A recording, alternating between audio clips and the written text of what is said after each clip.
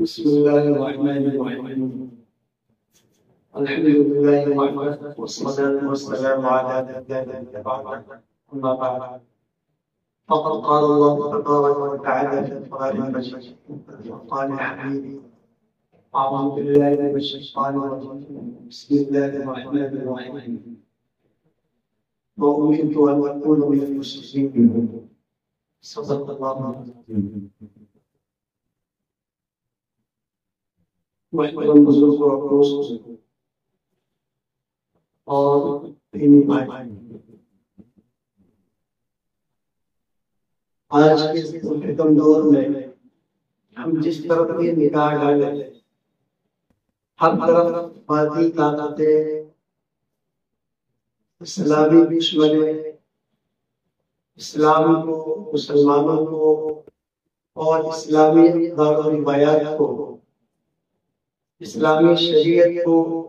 مٹانے کی کوششیں کر رہے ہیں۔ پوری دنیا کے اندر آپ جائزہ لیں تو آپ کو پتہ چلے گا کہ ہر جگہ بہت سارے ممالک کے اندر، خود ہمارے ملک ہندوستان کے اندر جو باطل طاقتیں ہیں، مسلمانوں کے دشمن ہیں، وہ مسلمانوں کو مٹانے، اسلامی تعلیمات کو صفحہ ہستی سے نابود کرنے کے لیے ہر ممکن کوشش کر رہے ہیں اور ہر طرح کا حربہ استعمال کر رہے ہیں۔ ایسے وقت میں ہماری کیا ذمہ داری عائد ہوتی ہے؟ اللہ رب العزت نے قرآن کریم کے اندر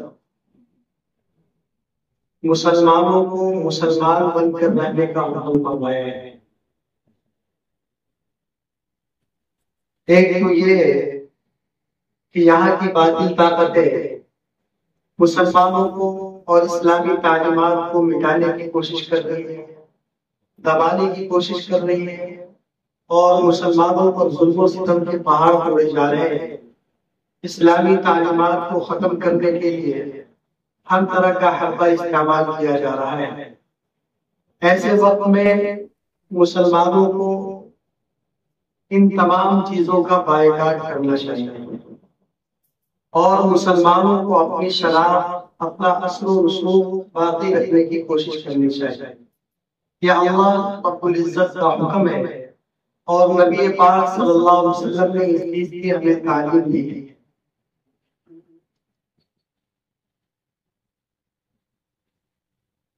صحابہ کرام رضوان اللہ علیہم اجمعین، ایک وقت تھا جب ابتدائی اسلام کا زمانہ تھا، تو صحابہ کرام نے اپنا پورا تن من دھن، اپنا مال، اپنی جان،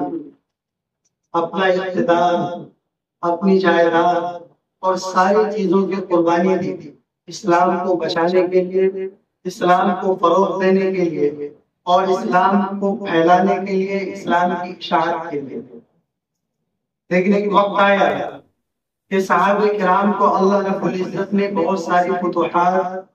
عطا فرمائی، بہت سارے ملک کو فتح کر لیا اور بہت ساری مال و دولت مسلمانوں کے قبضے میں آ گئی، مسلمانوں کے قبضے کے اندر حکومتیں آ گئی۔ تو مسلمانوں کے کچھ گروہوں نے اور کچھ مسلمانوں نے بس یہ سمجھ لیا کہ اب ہمیں اپنا کاروبار بڑھانا چاہیے، مال و دولت کمانا چاہیے، اپنے بال بچوں کی فکر کرنی چاہیے اور دنیاوی معیشت کو فروغ دینا چاہیے۔ یہ چیزیں مسلمانوں کے ذہن و دماغ کے اندر آئی تو اللہ رب العزت نے وحی کے ذریعے اس چیز کی تردید فرمائی اور اللہ رب العزت نے قرآن کریم کے اندر حکم فرمایا کہ جس چیز کو تم اپنا مال و متاع سمجھ رہے ہو، اس کے اندر تمہارے لیے امن اور بھلائی نہیں اور اس کے اندر تمہاری سرخروئی اور کامیابی نہیں، بلکہ تمہاری سرخروئی، تمہاری کامیابی دنیاوی اور اخروی دونوں کی دونوں کامیابی اس چیز میں ہے کہ تم پورے کے پورے مسلمان بن کر رہو اور اللہ رب العزت نے جس دین متین کو تم تک بھیجا ہے اور جس دین متین کے تم ماننے والے ہو اس کی پیروی کرو اور اس کی تبلیغ و اشاعت کرو، اس ذمہ داری کو اپنا اوڑھنا بچھونا بنا لو، اسی میں تمہاری کامیابی ہے۔ لیکن آج جب ہم حالات کا جائزہ لیتے ہیں اور ادھر ادھر نظر ڈالتے ہیں تو ہمیں پتہ چلتا ہے کہ بہت سارے ایسے مسلمان جنہوں نے اپنے آپ کو مسلمان بنایا ہوا ہے لیکن باطل طاقتوں کے سامنے اسلامی اثر و رسوخ کو ختم کر ڈالا ہے۔ انہوں نے اپنی زندگی کا سب سے بڑا مقصد اپنا کاروبار، مال کا کمانا، مالوں کا جمع کرنا اور اپنی لائف کو سیٹل کرنا، اسی چیز کو اپنا نصب العین بنا لیا ہے۔ یہ سب سے بڑا دھوکہ ہے۔ اگر مسلمانوں کو کامیاب ہونا ہے اور مسلمانوں کو سرخروئی حاصل کرنی ہے تو اللہ رب العزت نے جس چیز کے اندر کامیابی رکھی ہے اسی چیز کو اپنانا پڑے گا۔ اور دوسرا طبقہ مسلمانوں کا وہ بیان فرمایا قرآن کریم کے اندر، مسلمانوں کا ایک وہ طبقہ ہے جو اسلامی لبادہ اوڑھ کر اپنے آپ کو اسلامی تشخص کے اندر ظاہر کر کے اسلامی نام و نمود کے اندر رہ کر اور اسلام کو اپنا کر منافقت کا رویہ اپناتے ہیں۔ یعنی بظاہر تو مسلمان لیکن چال چلن، کردار، گفتار اور جو باطل طاقتیں ہیں جو مسلمانوں پر ظلم کر رہے ہیں، ایسی طاقتوں کو ہم اندر سے سپورٹ کر رہے ہیں اور ایسی طاقتوں کے ہم اپنے آپ کو سرنڈر کر رہے ہیں۔ ایسی طاقتوں کے سامنے اپنے آپ کو سرنڈر کرنا اور ایسی طاقتوں کو اپنے دل کے اندر، دماغ کے اندر بٹھانا اور اس کی پیروی کرنا، یہ مسلمانوں کے لیے سب سے بڑا دھوکہ ہے۔ مسلمانوں کی کامیابی کا راز صرف اور صرف اسلام کے دامن سے وابستہ ہے۔ اگر ہم پورے طور پر اسلام کے اندر داخل نہیں ہوئے تو اللہ رب العزت کا بار بار حکم ہے کہ تم پورے طور پر اسلام کے اندر داخل ہو جاؤ، اپنا توکل صرف اور صرف اللہ کی ذات پر رکھو۔ اگر تم باطل طاقتوں سے امیدیں لگا کر بیٹھے ہو تو یقین رکھو کہ باطل طاقتیں مٹنے والی ہیں، فنا ہونے والی ہیں، اور جو حق ہے وہ ظاہر ہونے والا ہے اور یہ باقی رہنے والا ہے۔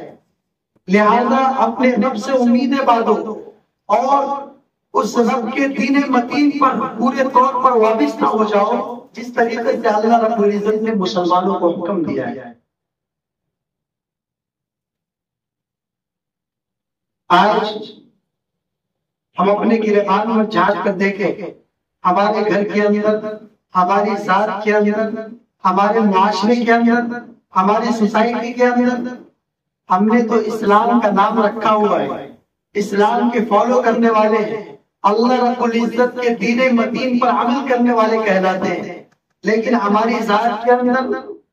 نفسانی خواہشات پیوستہ ہو چکی ہیں اور باطل طاقتوں کو ہم کسی نہ کسی درجے میں سپورٹ کر رہے ہیں، اور جو اسلام کی مخالف طاقتیں ہیں، جو اسلام کو مٹانے کے لیے ہر وقت استعمال کر رہے ہیں، جو قانون بنائے جا رہے ہیں، جو طریقے اور ہتھ کنڈے اپنائے جا رہے ہیں، ان ہتھ کنڈوں کے اندر، ان طریقوں کے اندر ہم ملوث ہو رہے ہیں۔ اس کے اندر ہماری کامیابی نہیں اور کسی بھی مسلمانوں کی اس کے اندر کامیابی نہیں۔ مسلمانوں کو اللہ رب العزت نے تامدت حیات دین متین پر پیوستہ اور ثابت قدم رہنے کا حکم دیا ہے، اور مسلمانوں کا اتنا مضبوط ایمان ہونا چاہیے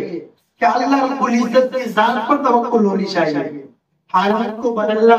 حالات کو سازگار کرنا، حالات کو ناموافق کرنا، یہ ساری کی ساری ذمہ داری اللہ رب العزت کی ذات پر منحصر ہے۔ اگر ہم یہ چاہتے ہیں کہ ہم باطل طاقتوں سے گھل مل کر اور باطل طاقتوں کے ساتھ،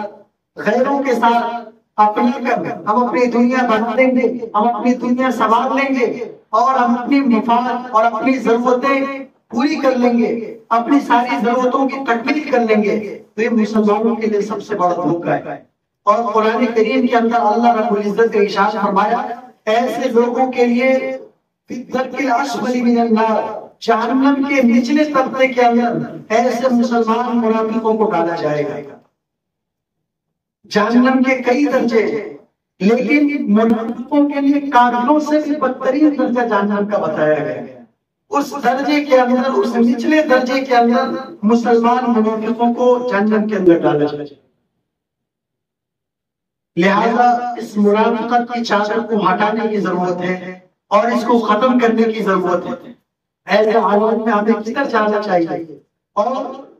کدھر کا رخ کرنا چاہیے، ہمیں سے حالات میں کدھر جائے، ہمارا رجوع کدھر ہونا چاہیے؟ ظاہر ہے جس ذات پر ہم نے ایمان لایا ہے، جس ذات کی ہم پیروی کرتے ہیں، جس دین متین کے ہم ماننے والے ہیں، جس شریعت کو ہم فالو کرتے ہیں، اس شریعت کی طرف ہمارا رجوع ہونا چاہیے، اس دین متین کی طرف ہمارا رجحان بننا چاہیے، اور اس دین متین کی طرف ہماری ساری قدر کاوش ہونی چاہیے، اور دنیاوی رنگ کے اندر، باطل طاقتوں کے اندر گھل ملنے سے ہمارا مسئلہ حل نہیں ہوگا۔ لہذا اس وقت ضرورت اس بات کی ہے کہ ہم اپنے ایمان کی حفاظت کریں۔ آج ایمانوں پر ڈاکہ ڈالا جا رہا ہے اور مختلف حربے استعمال کیے جا رہے ہیں، آپ کو پتہ بھی نہیں چلے گا اور آپ کا ایمان سلب ہو جائے گا، آپ کا ایمان کے سینے سے ختم ہو جائے گا۔ ایمان تو ایک ایسا رشتہ ہے، ایک ایسی چیز ہے جو دلوں کے اندر وابستہ ہوتی ہے، اور اس کا مولانا تعلق اللہ رب العزت کی ذات سے ہوتا ہے۔ ایک یقین، ہمارے جسم کے اندر ایک روح ہے جس کے اندر ایمان کے تصورات ہیں اور ایمان کے یقین۔ اگر یہ روح جسم سے نکل جاتا ہے تو جسم کسی کام کا نہیں رہتا۔ ہمارے جسم کے اندر روح ہے تو ہماری زبان بول رہی ہے، ہماری آنکھیں دیکھ رہی ہے، ہمارے ہاتھ کام کر رہے ہیں، ہمارے پیر چل رہے ہیں، اور جسم کے سارے اعضاء کام کر رہے ہیں۔ اگر یہ روح جسم سے نکل جائے تو پھر ہمارا جسم پوشیدہ ہو جاتا ہے، ہم ہاتھ کو ہلا نہیں سکتے،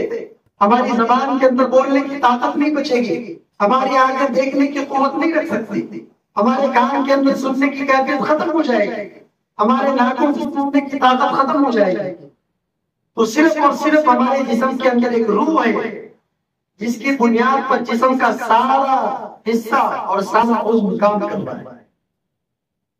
اللہ رب العزت نے سب سے پہلے انسان حضرت آدم علیہ السلام کو بنایا، تو ایک پتلا بنایا، اس پتلے کے اندر کوئی طاقت نہیں تھی۔ حضرت آدم علیہ السلام آگ، پانی، مٹی، ہوا، ان چار چیزوں کے مجموعے سے ایک پتلا اللہ رب العزت نے تیار کیا،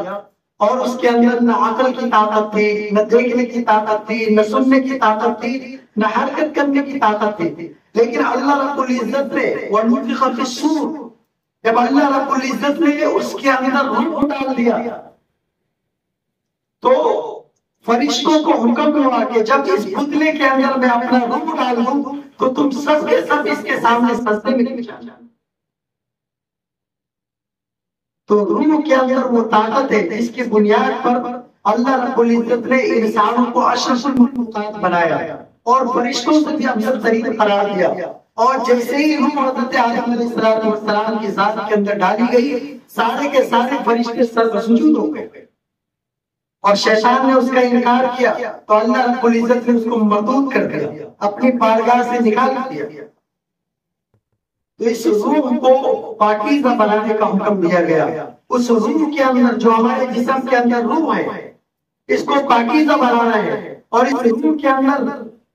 ہمارا ایمان اتنا مضبوط اور مستحکم ہونا چاہیے، اللہ کی ذات پر ایسا توکل ہونا چاہیے کہ باطل طاقتیں، دشمن عناصر جتنی بھی چال بازیاں کر لیں، ہمارا ایمان، ہمارا رشتہ اللہ رب العزت سے کمزور نہیں پڑنا چاہیے۔